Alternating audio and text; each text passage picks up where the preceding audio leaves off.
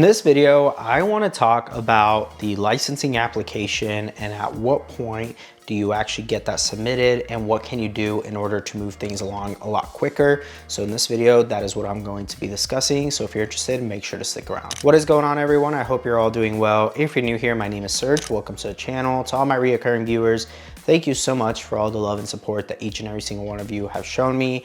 And if you have not yet, make sure to go check out legionassistedlivingacademy.com, where I teach how to start your own facility from A to Z. Also, there's additional resources there that you can also purchase, such as the Performa template.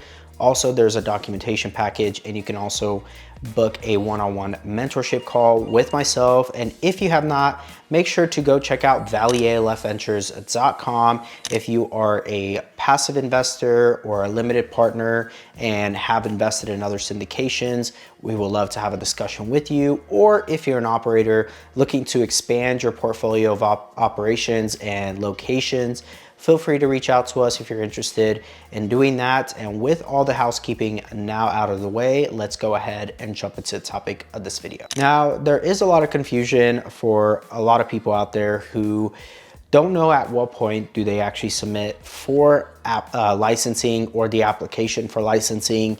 And that is something I am going to clarify in this video. Now, once you have a location selected where you're going to actually operate your residential assisted living or your home for seniors, what you'll do at that point is you're going to have to go through the zoning regulations and you're going to have to go get the city's approval in order to operate this business. This will be required also from licensing. So that is why it's critical to go get your fire clearance or fire inspections out of the way, also to go through any type of conversions or renovations that is going to be required in order to get that approval, and then ultimately get the certificate of occupancy or conditional use permit, depending on what state you're in. They're all interchangeable, these terms. So again, once you get that, then licensing is going to go ahead and say, okay, we can come out and actually inspect you once we've approved your application. Now, the application, you can do it a couple different ways once you have the location and once you're in that zoning process, is actually have your application submitted prior to having the zoning approval. And why do I say that? And why does that sound a little bit counterintuitive?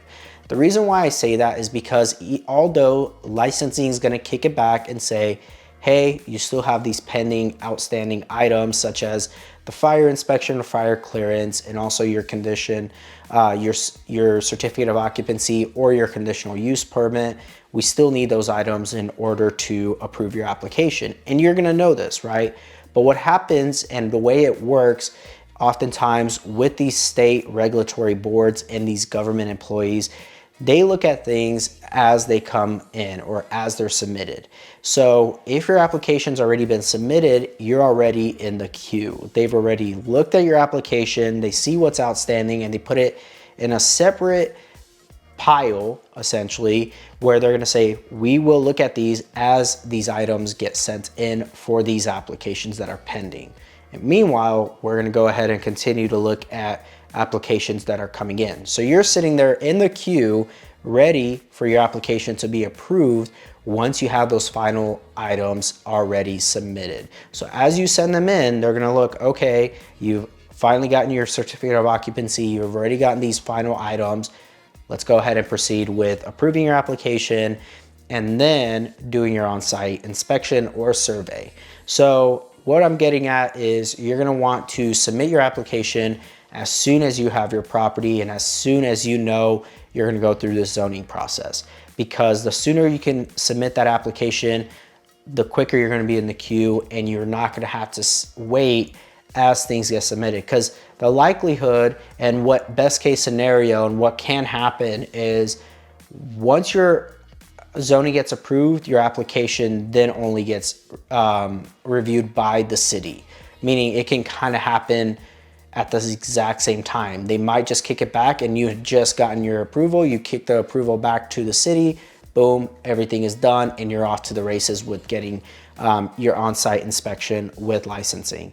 So it can happen simultaneously is what I'm getting at. So hopefully that makes sense, and hopefully this actually clarifies a lot of confusion that's out there as far as when you're gonna submit your application. And I've done this multiple times, and this is how I do it. Every time we do a new location and we need a certificate of occupancy and we have to go through that zoning process, we go ahead and submit application for licensing, and it moves things a lot quicker.